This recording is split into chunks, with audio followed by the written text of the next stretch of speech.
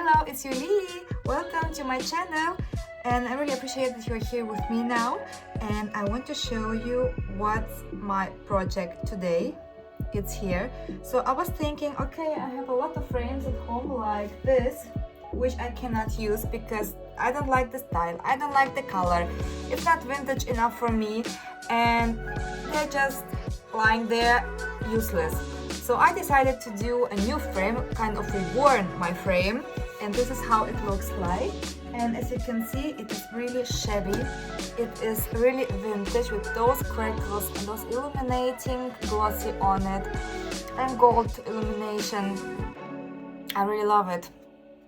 This is a real baroque style, vintage shabby style. I love baroque.